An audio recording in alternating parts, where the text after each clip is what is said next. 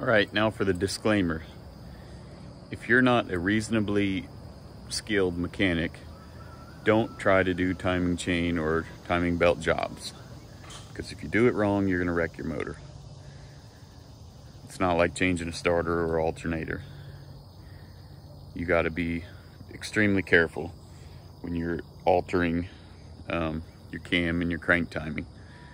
So, if you've never done anything mechanical, don't do this at home. Take it to an actual mechanic or whatever. Take lots of pictures, that'll help. Hey YouTube. So every once in a while you get a car come in that needs a specific tool to do a job, and it's an expensive tool and you can't justify spending the money on the tool to do one job. And this is the case with this. I have a 2015 Ford Fiesta with a non-turbocharged 1.6. Came in leaking antifreeze, needs a water pump, but it also had a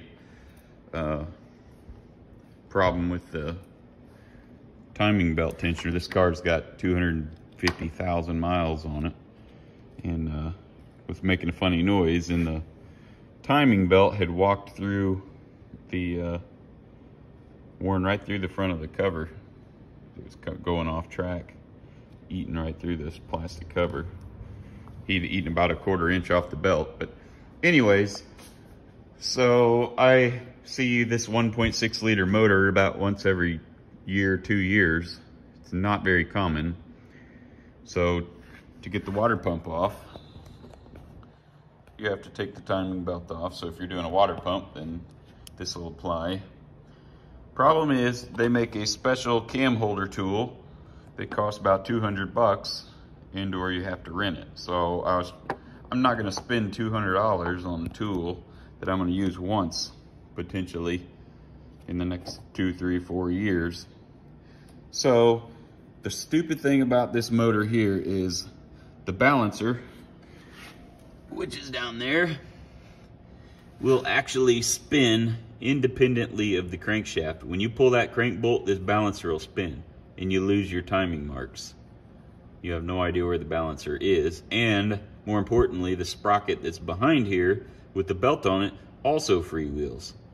So if you pull this apart, your crankshaft can be anywhere in its rotation and you're not gonna know where that is in relation to where your cams are. So that's the problem. So I was trying to figure out what I could do to get this squared away without A, risking damaging the engine and getting the timing wrong, or B, having to spend $200 on a stupid tool. So what I did was I rotated the engine around until the timing marks pretty much lined up. If you need to know where that's at, basically just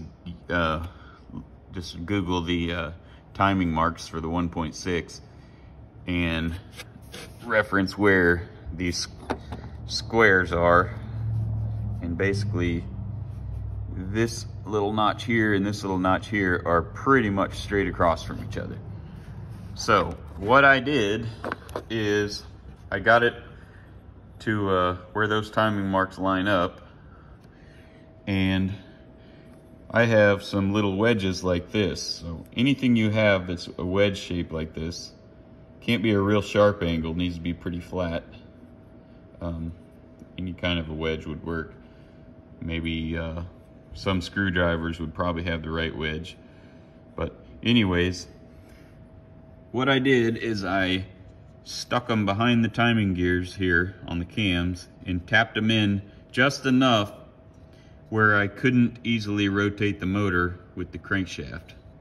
Where these things are locked in, you don't want to beat the tar out of them where you end up damaging anything or breaking this cover off. I mean, that's not the objective. With this thing at top dead center, they're not going to have too much of a tendency to roll off. But you just want to make sure that you lock them pretty decently and then don't touch them. This is not a job where, if you're a ham-fisted mechanic, you need to tackle. If you're an experienced mechanic or just a pretty decent weekend guy, you can handle this. But anyways, so I locked those down, wedged them, and then went to rotate the balancer to make sure that it wasn't gonna, they weren't gonna pop out or anything like that. And then my next point of concern was how to get the balancer off and make sure that it's in the right place. So what I did was, let me get down here. All right, so what I did was I got a piece of heavy gauge electrical wire and I pulled that bolt out, and I built basically a timing pointer to go straight to that balancer. You could build a little metal bracket, that would be ideal.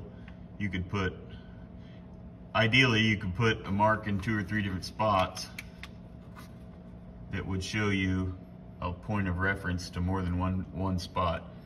But for my sake, I put a timing deal here and a Sharpie mark in a different spot. So if I accidentally bump this, it'll be right. But when this is in the right orientation, I put a tiny notch right here on the edge of the balancer and put this timing mark where it's perfectly lined up with that mark.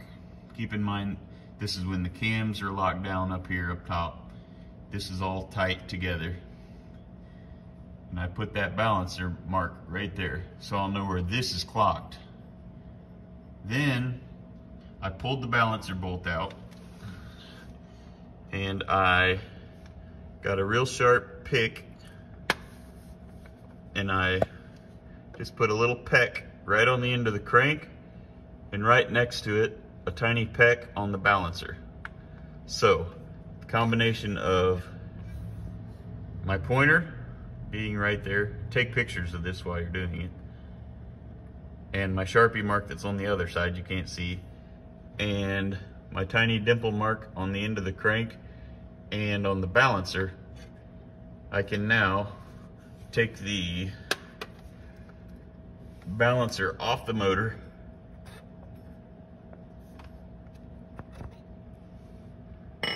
and I can do the timing belt job. Cams aren't going to turn. I put the belt back on, then I can put the balancer back on. I'll line my balancer up with this mark to get to focus, and the outside of the balancer should line up with my timing mark on that. And doing it that way, you'll know whether or not you're on with where your crank needs to be. And when you get the belt back on, check your mark there. If nothing, the cams haven't turned or anything up top, you're good to go. Save you from buying a $200 tool to do a really short, easy job.